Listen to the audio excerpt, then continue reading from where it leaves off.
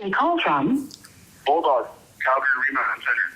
an inmate at Calgary Remand Center. Three-way calls are prohibited. Three-way calls are prohibited. This call is subject to recording and monitoring. Press 1 to accept the call.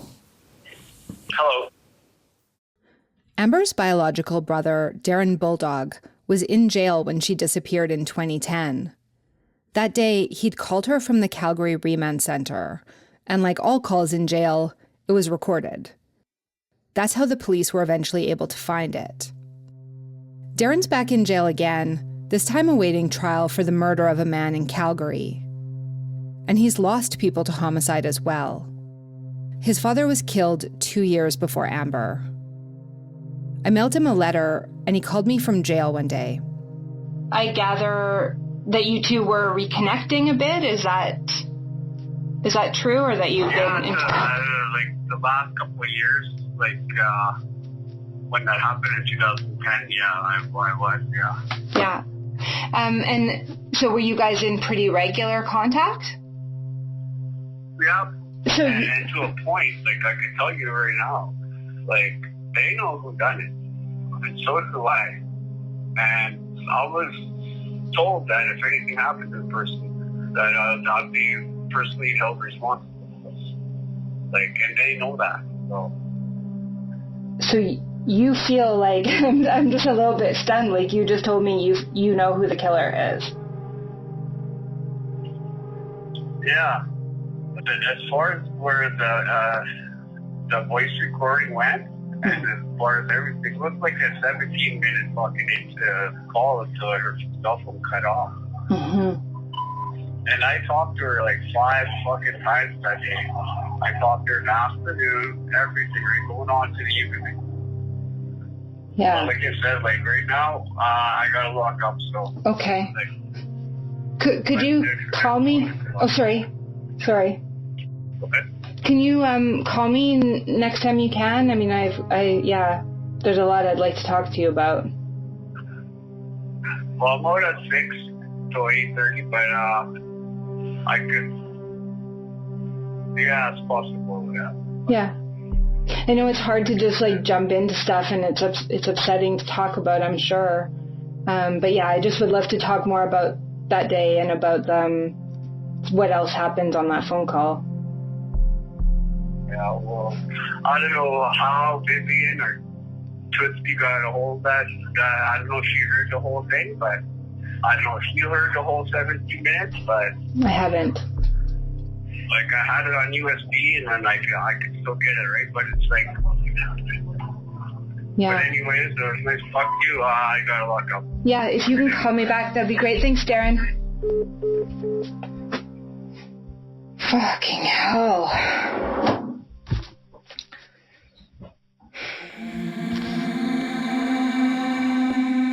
I'm Jana Pruden, and this is the final episode of In Her Defense, 50th Street. Episode 6, in Cree, âhkamêyimok.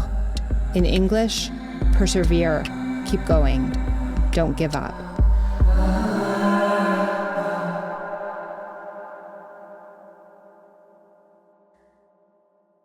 After that first phone call, Darren and I communicated through a jail messaging app for 3 months. We exchanged dozens of messages at 29 cents each, but he never called me again, no matter how many times I asked him to. Darren said he'd been generating fraudulent credit card numbers, and that's how Amber and Evangeline booked their flights to Edmonton. In one letter, he told me, he says, so I'm still in the hole. I didn't know he was in the hole. Hopefully get out here soon. Everything in regards to what happened to Amber still deeply affects me. In a way, I kind of blame myself of what happened to Amber. I know I shouldn't, but I kind of do. I mean, if it was by my means that Amber paid for the hotel and paid for those plane tickets, I know if I didn't pay for those, then she might still be around. Darren told me he got a copy of his call with Amber through a Freedom of Information request, and that he'd let me hear it.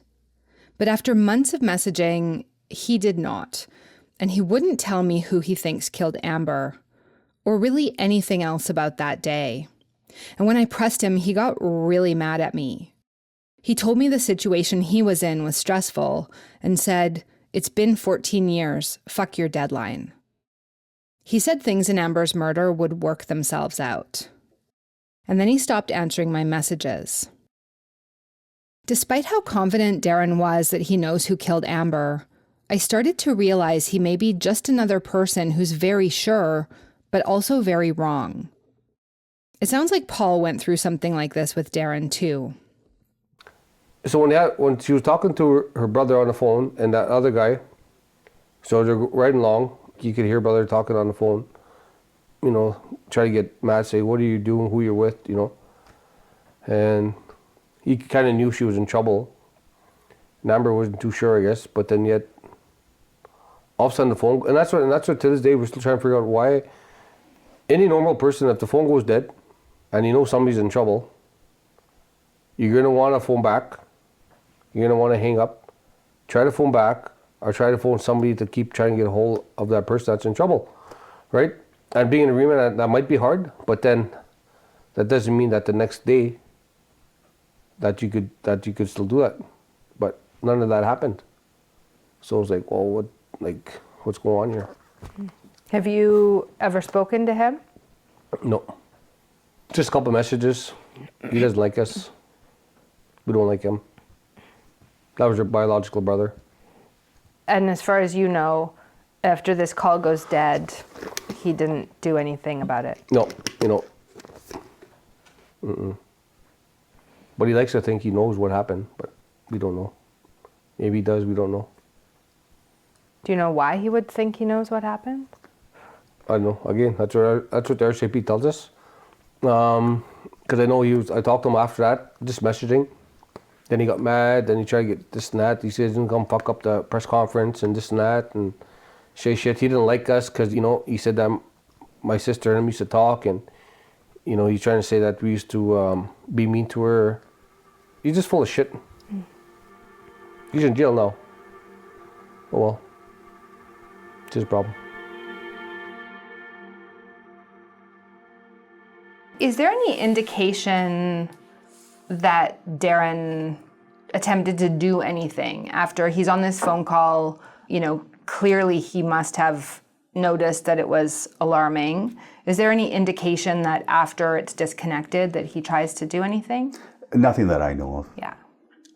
I've been trying to get that out of him, but he's a challenging person. Darren, you know, we have to be careful respecting privacy laws. Darren has cooperated with the investigation. I mean, I guess since we've been speaking about Darren, he told me that he knows who did it and that the police told him that if anything happens to that person, he's going to be in big trouble. Is this true? I would find that highly unlikely because I don't know who did it. Right. I'll be honest, like I don't know who did it. I don't want to be, it is a whodunit right now. Yeah. We are still actively looking to find out who that person is. We may not have given you much reason to trust the RCMP investigation, and we do know there were big and crucial mistakes made at the beginning. But there's also a difference between when Amber was reported missing and when it became a homicide investigation. The RCMP have put a lot of resources into Amber's case since then, probably in part because of those early mistakes. We're talking about, like, over the years, 50,000 hours has gone into this investigation, which is an incredible, it's the largest investigation I think I've personally seen. Wow. I know there are other larger ones, but I think specifically, this is the largest investigation focused on one victim that I've ever seen. The RCMP wouldn't give me the whole tape. Believe me, I asked.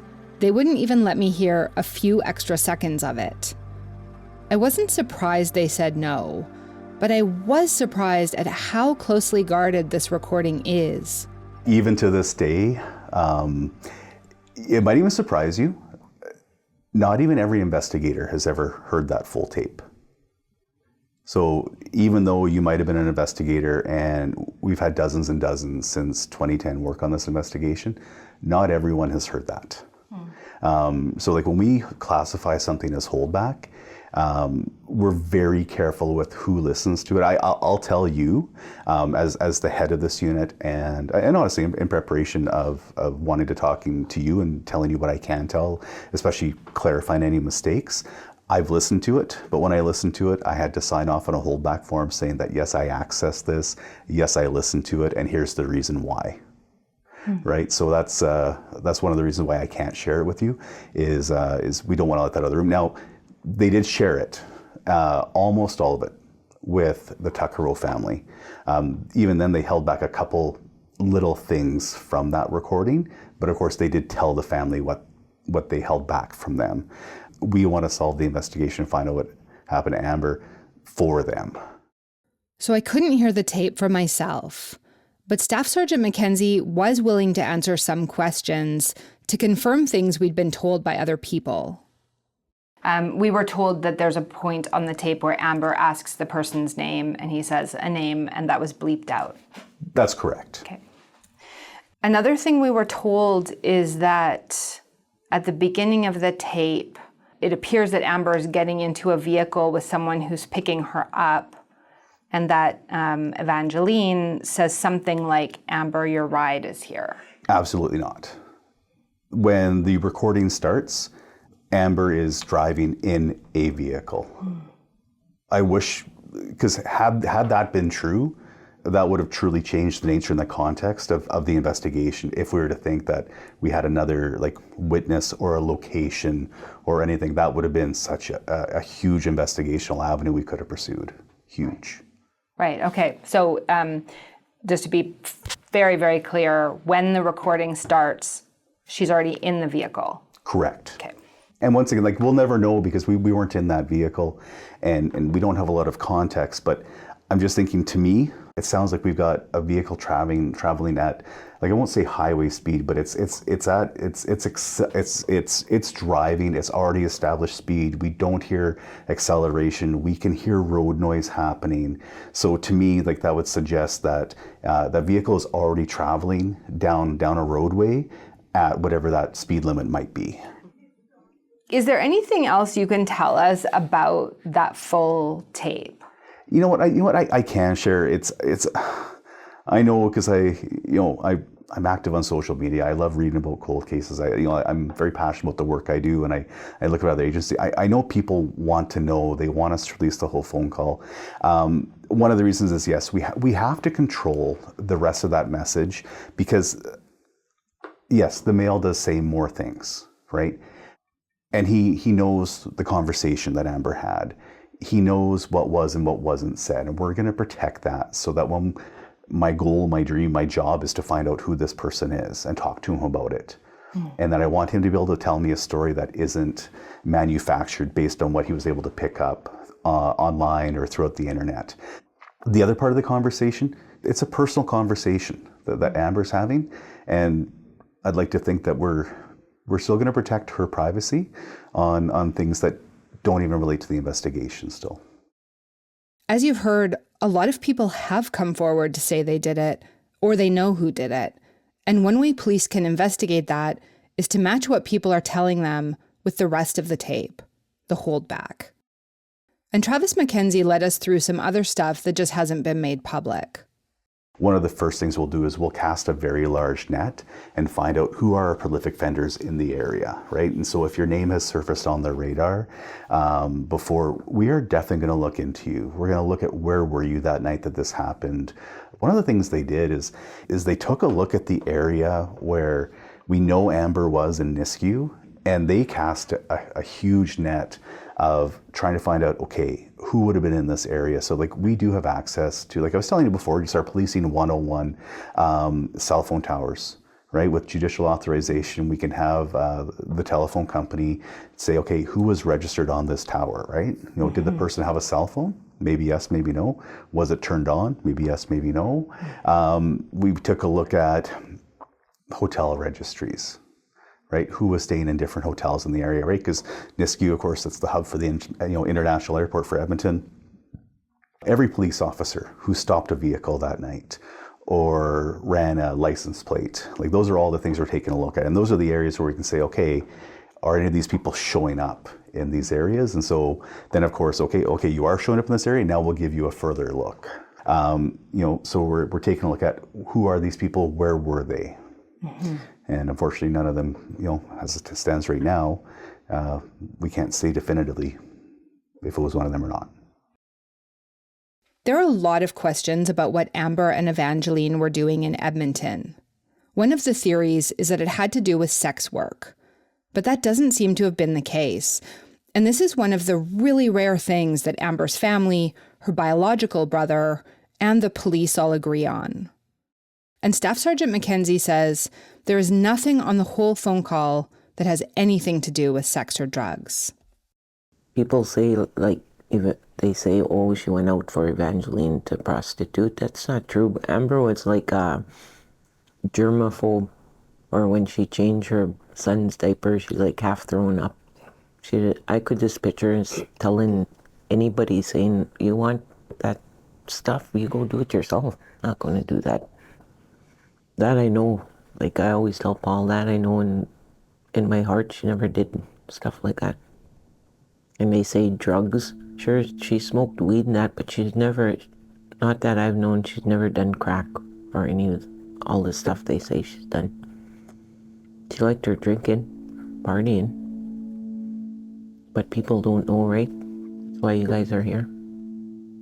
I believe God puts people in your lives for a reason.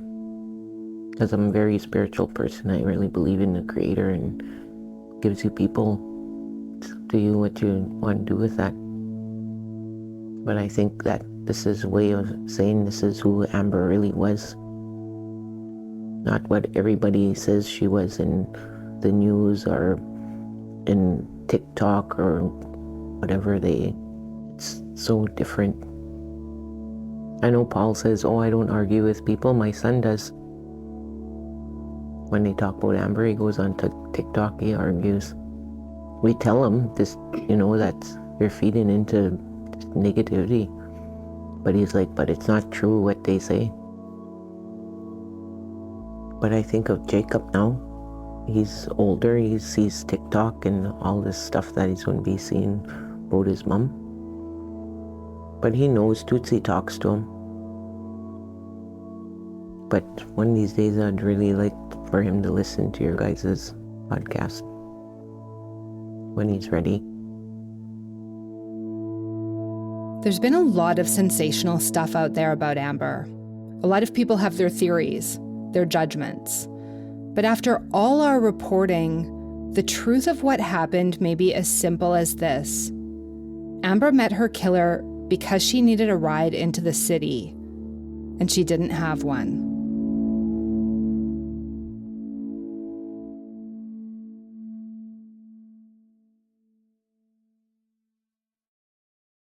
Amber's family wants her story out there, but it's not easy to keep talking about it. And there's been so much going on for them since they first agreed to speak with me. Amber's brother, Billy Joe Tuckero, is chief of the âmiskwaciy-wâskahikan Cree Nation, and Paul's on band council. They have busy jobs and kids.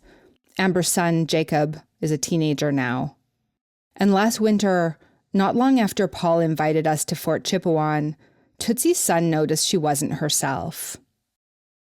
It's a good thing Paul and Billy Joe noticed, I guess, the way I was acting different. And you didn't notice it yourself? They noticed it about you? Mm-hmm. And then after the New Year is when they took me to a clinic, and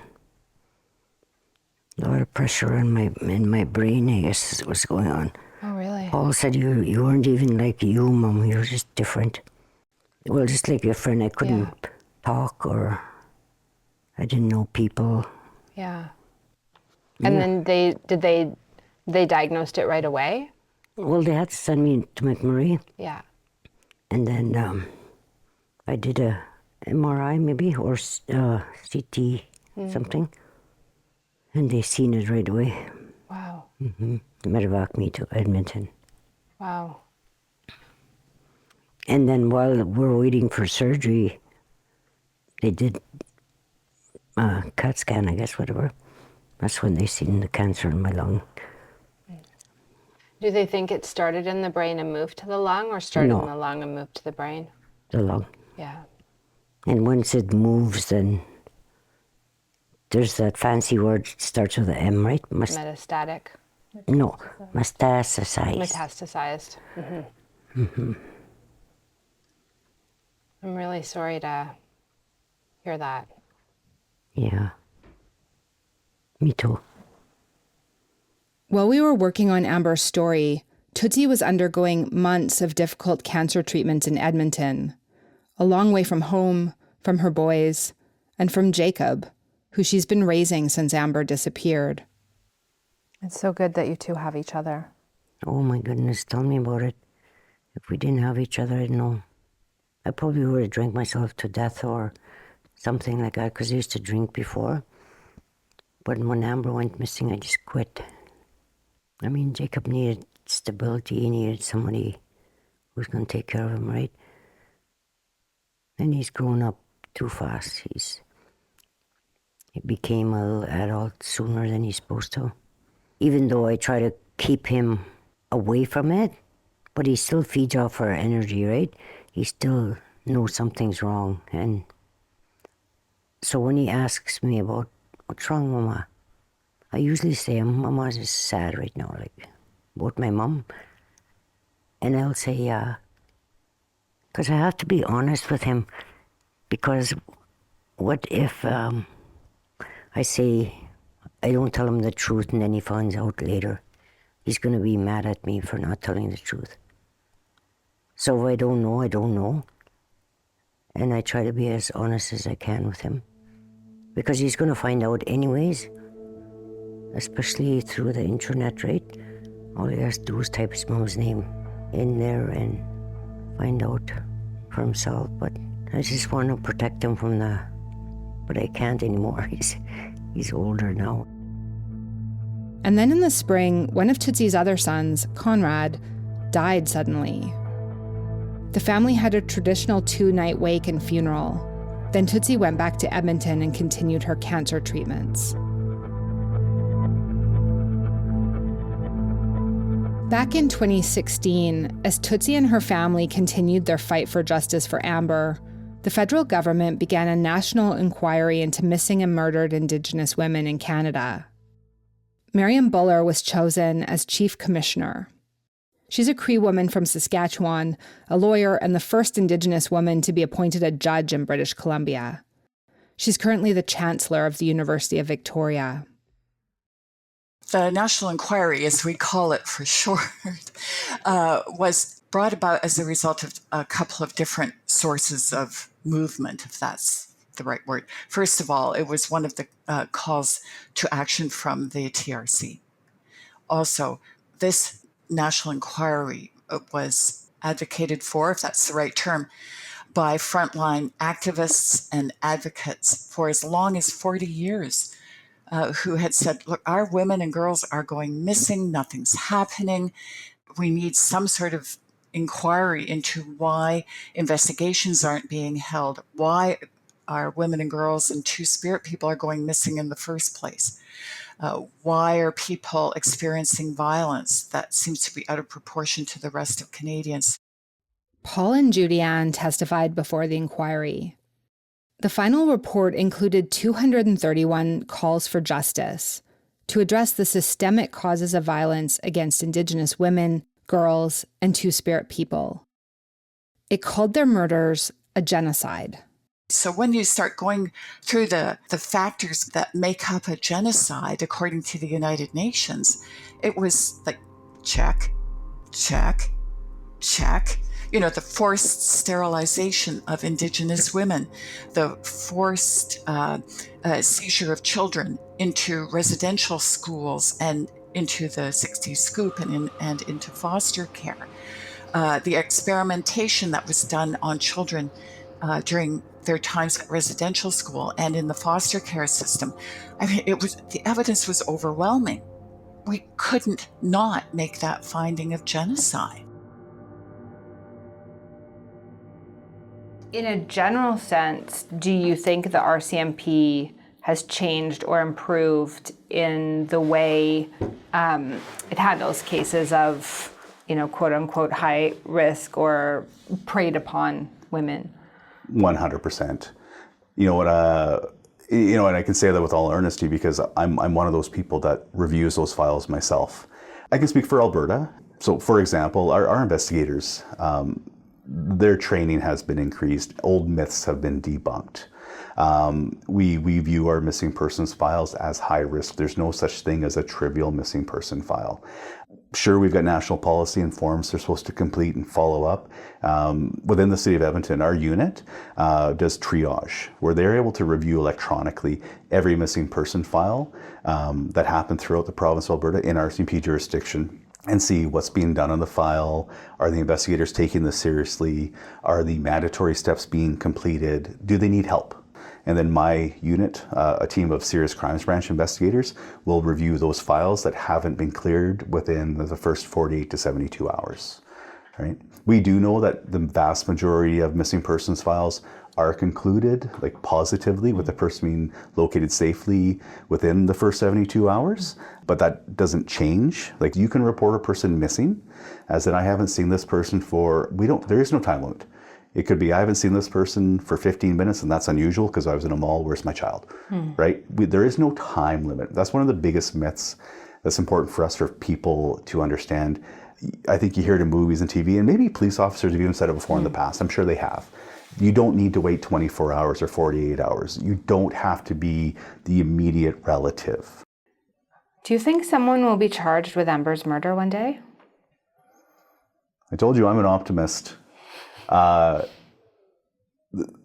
We're dedicated to driving these files forward, to staying on top of current technology and never forgetting about any of our victims. Like, we keep our files open. I think technically we have a retention period of 100 years. But until then, yes, these files will go forward. There are files that investigators said over the years wouldn't be solved, and they have been now, even after members have retired and moved on. Do I know for a fact that this one will be solved? I can't say that, but I know we're going to keep working on it. That I know is a fact. It's one of those ones that just feels so close in a way, And personal, because with that recording, we've all had Amber in our house. Right? We all know her words. We all know who she is. It's out there. And so is he. He knows what happened. He knows what was said and what wasn't said. And he knows that we're looking for him.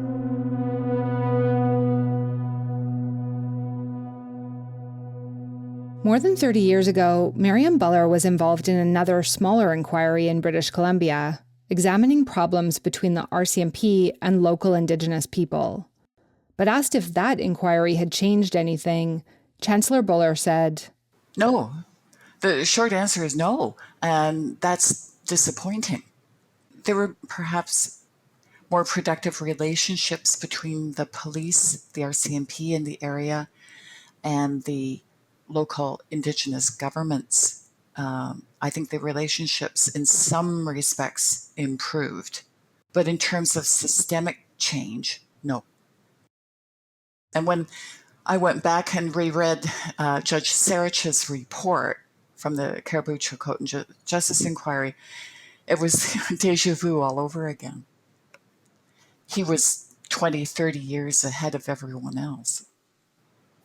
Amber Tuckerow's disappearance, we know that the family was dismissed and that the missing person report was not taken seriously, that seemingly a lot of these wrong assumptions were put into place.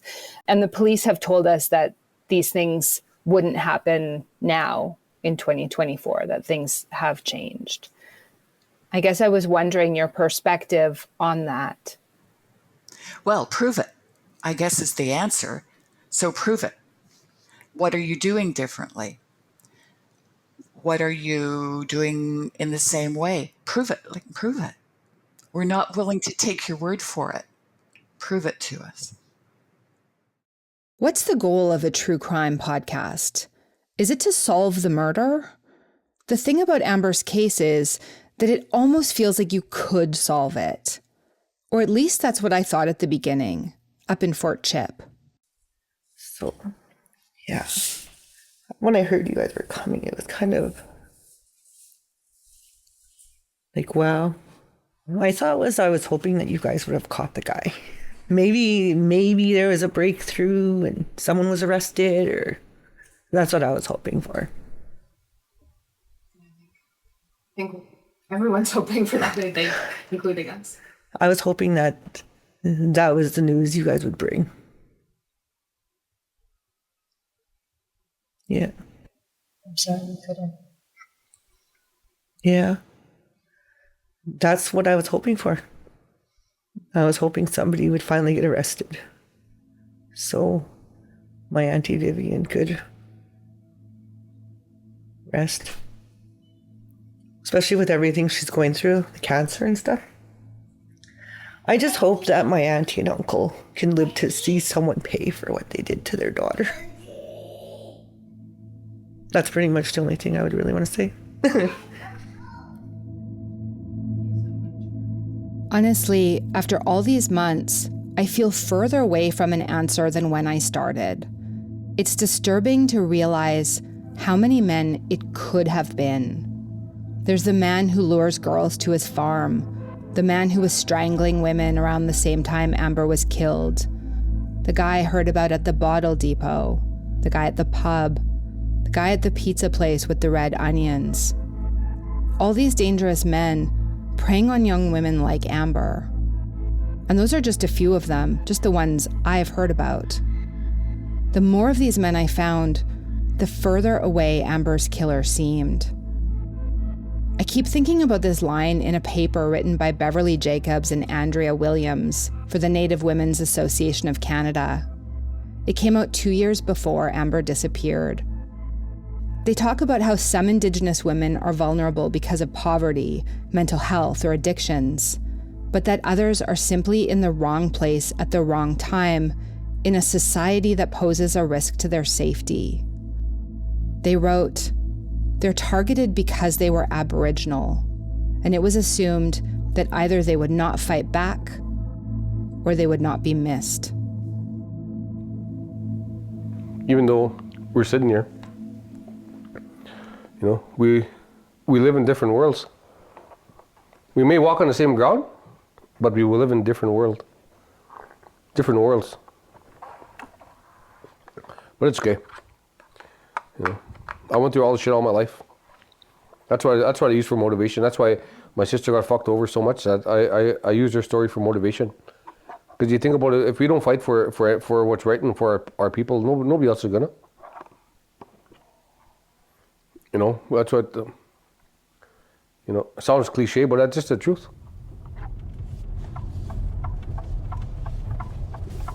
My colleague and I drove south out of Edmonton one sunny summer evening. It was August 18th, the 14th anniversary of Amber's disappearance. It was about the same time she left the motel. The sun was still up, turning everything golden. We headed down 50th Street south of Beaumont, turning from paved roads onto gravel. I spoke with the farmer who owns the land where Amber was found.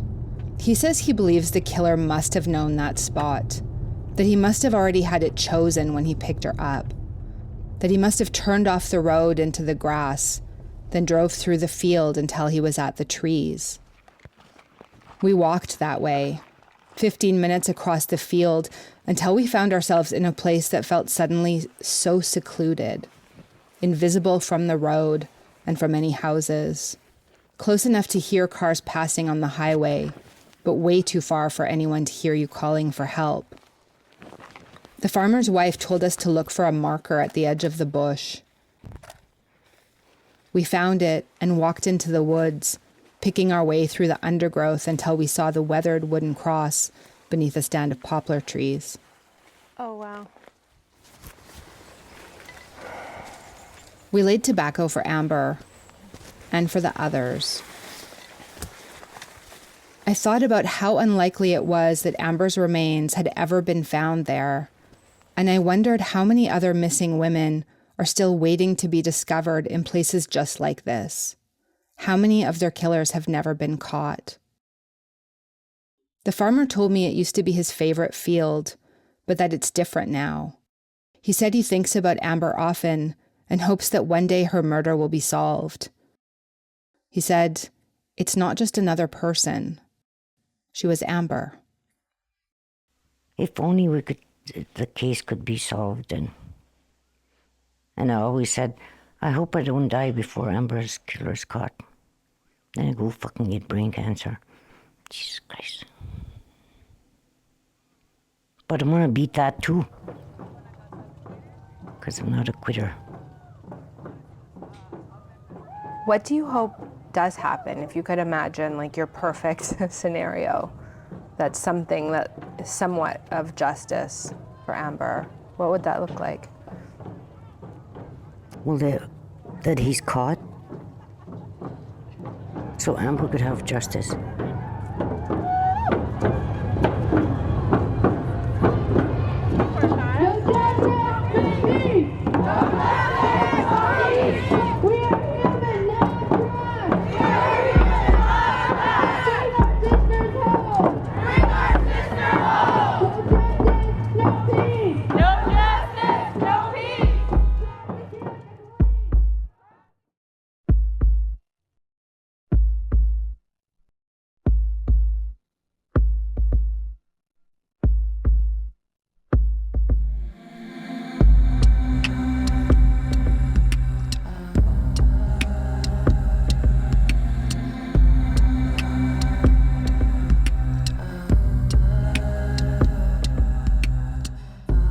In Her Defense, 50th Street is made by Kasia Mihailovich and me, Jana Pruden.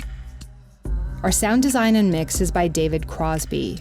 Field recording by Amber Bracken. Our managing editor is Matt Frainer. Thanks also to Mark Ipe, James Keller, and Angela Pacenza. Thank you to Elder Joanne Saddleback, Carrie Benjo, Danielle Parody, and Amber Bracken for cultural guidance and feedback on our drafts. Our cover art is a painting of Amber Tuckero by Lauren Crazybull. Our theme song is No Surrender by Ms.PAN. Art direction is by Ming Wang. We've received so much response to this series. I know it's not always easy to listen to stories that are so sad, and I'm totally floored and so grateful that so many of you have spent hours with us and with Amber's story. I would love to hear your thoughts, and you can reach me anytime at jpruden@globemail.com. Please also tell a friend, share the show, post about it on social media.